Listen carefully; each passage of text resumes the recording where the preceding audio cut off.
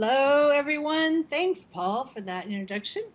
And it's great to be here on this. I love these digital cafe type approaches. So we'll be somewhat informal. You can always put a comment in chat or participate in the discussions afterwards. So as you heard, I'm a professor of soils at Michigan State. Vicki Maroney works with in organic production and beginning farmers. Feel free to contact either of us afterwards. You can see our email. I'm just Snapp with 2 P's at msu.edu. Feel free to contact me. So 20 minutes. So I want to just talk about some real important basics about soil health and some rules of thumb, which I hope help you as you design your own educational programs or your farm. So in the North Central region, many people have really sandy soils. So what's the number one recommendation? How do we improve soil health when we have really coarse soils that are leach and that have, a lot of issues with excess loss of water and nutrients? Or other people have clay soils, sometimes on the same farm or even the same field. You may have both, right? So you may have ponding issues, root rot. So fortunately, there's a really good way to improve soil health on both. And that is to build your aggregates with soil organic matter nicely sandwiched right in between each of these aggregates. This is a blow up electron microscopy from a while ago, but it really shows us what we're trying to promote here, which is these aggregate sandwiches with organic matter in the middle. And how this works is that this builds the pores, micropores and macropores, that help both give us aeration in clay soil and also help bind and improve our water holding capacity, acting as kind of a sponge in a sandy soil. And these are all built around roots. You may have heard this, but it should really be emphasized that microbial communities, there's very few of them between root systems. So almost 99% live within this home, a habitat of these aggregates. So if we want to build organic matter and build micro communities, including macros such as earthworms and micros, actinomycetes, fungi, rhizobium, other bacteria, all of these things will thrive if we can build a healthy root system to build these aggregates. So that's one of the main take homes, is diverse roots for soil organic matter as a foundation, no matter what your soil texture type is.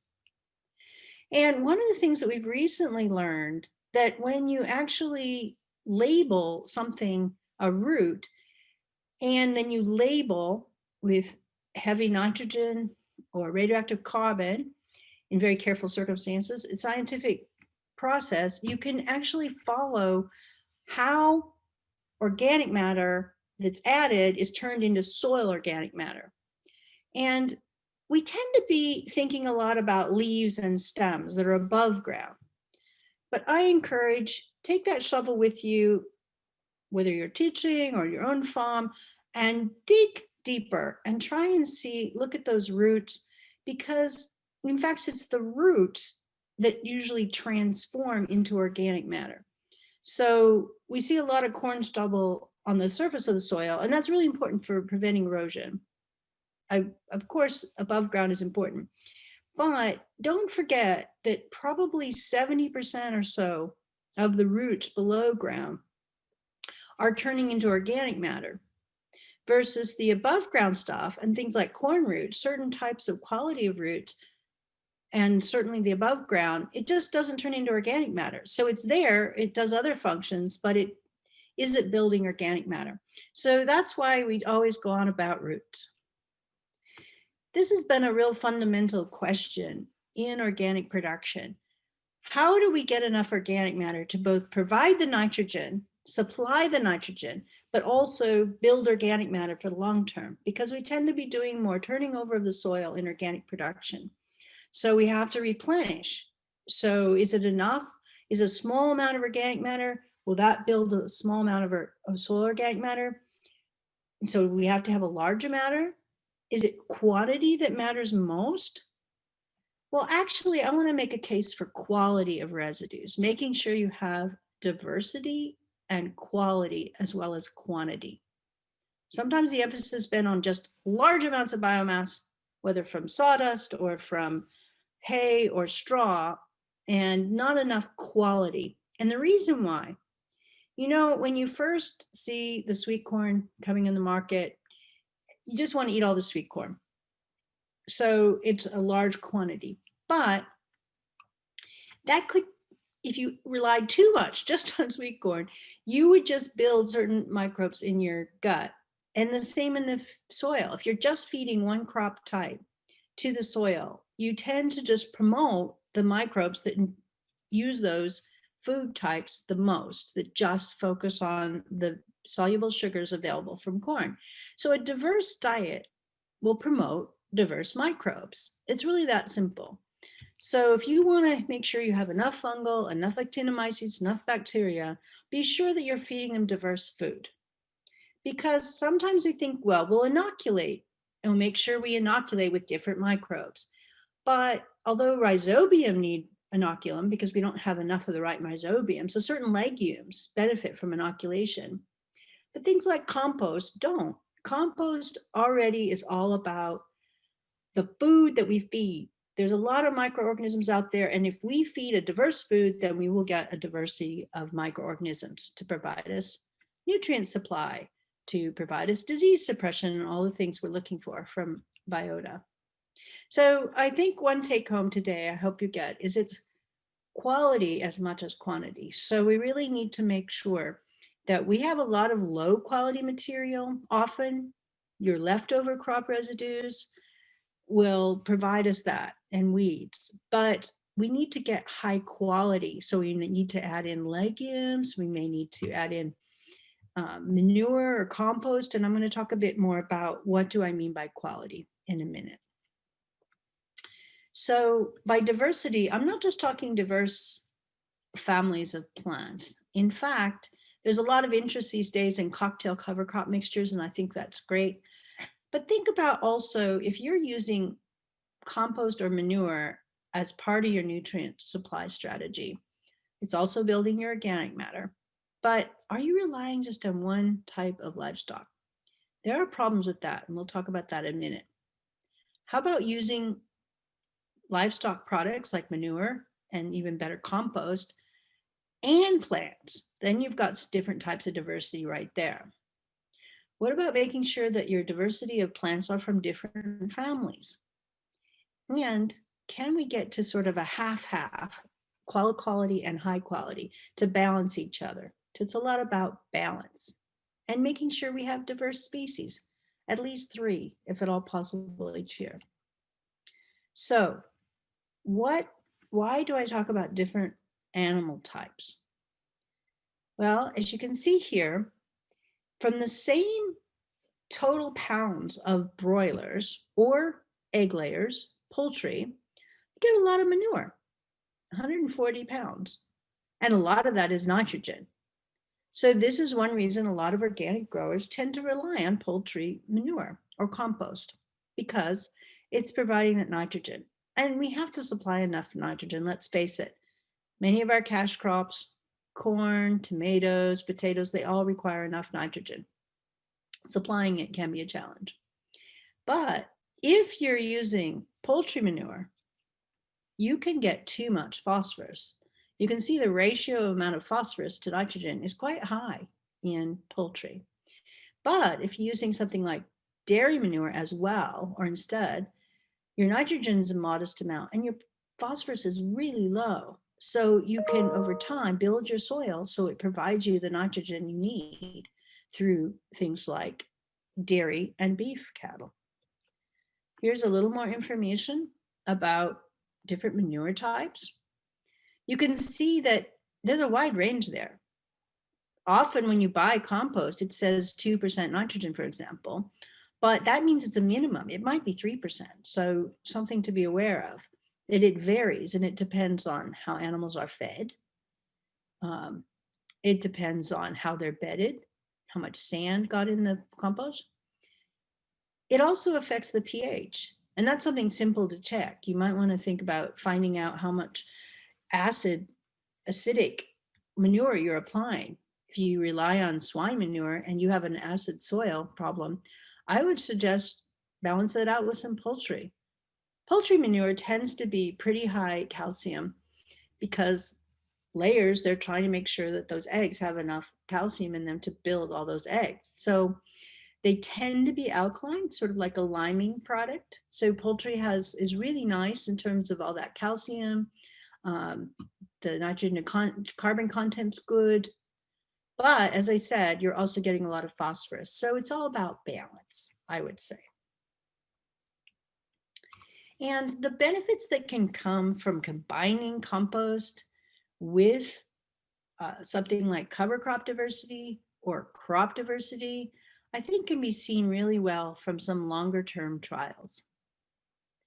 When I first came to Southwest Michigan and saw this trial called the Living Field Laboratory at Kellogg Biological Station, I could see it was a very sandy, coarse soil, and people told me that there wasn't much hope that you could improve the organic matter because it was at 1.5%, and with that coarse of a soil, how could you build organic matter, which tends to build easily in a clay soil? So it was the opposite of that.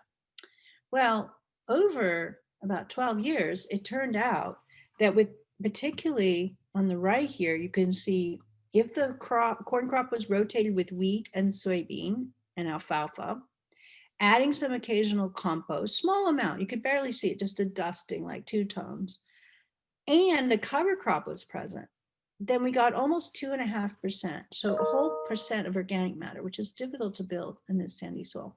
It is possible with a integrated, diverse strategy.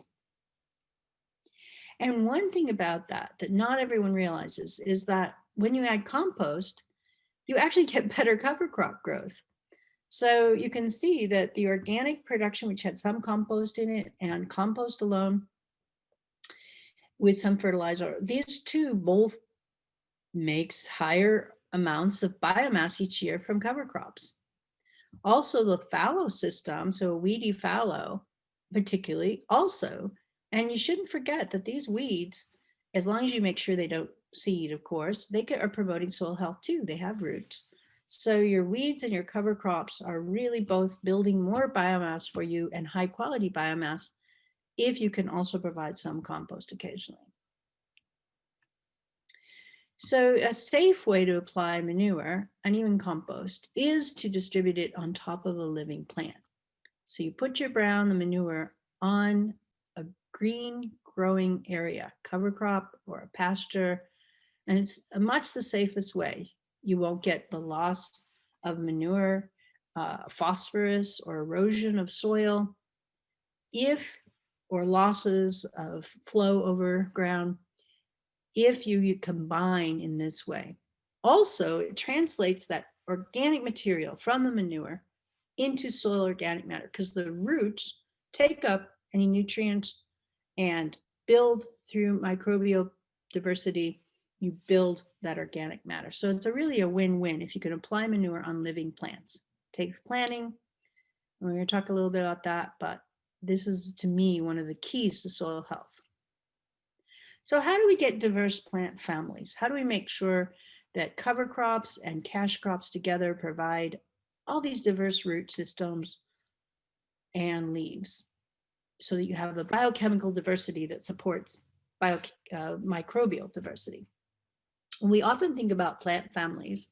They use the Midwest cover crop decision tool, for example, as ways to suppress weeds. You go for the grasses. They also conserve soil. So annual ryegrass or cereal rye, those are the types of grasses that are typically used. Legumes, on the other hand, alfalfa can be a cheap cover crop if it's incorporated early. Red clover, vetches, peas, these improve soil fertility and are, I think, should be relied upon quite a lot, not just on compost for your nitrogen supply and your nutrient supplies as a organic producer. You want to use legumes, but you want to mix them with things like grasses and brassica to improve the diversity of the residues going in. And brassicas are known to suppress disease and sometimes reduce soil compaction. There are trade-offs, many trade-offs. I've put up some of the main ones in terms of weed suppression. But I also want to point out that these three main, we can call them toolkit, that we go to mix cover crops up, also provides us a diversity of microorganisms in that legumes have both rhizobium, producing those nitrogen fixing symbiosis throughout the rhizobium bacteria, but they also have this filamentous mycorrhizal symbiosis. So legumes are highly associated with a lot of microorganisms, both fungi, the mycorrhizae, and the bacteria. Grasses are one of the best at mycorrhizal symbiosis. They don't fix nitrogen extremely rarely. There's a few examples of some types, but not really in the Midwest, upper Midwest. So mycorrhizal symbiosis is what grasses are good at. So this helps build those aggregates. And if you ever shovel and look at a grass root system, you'll see how aggregated they are. And that's because of their mycorrhizal symbiosis in large part. Then brassicas are interesting because they actually don't have many symbioses.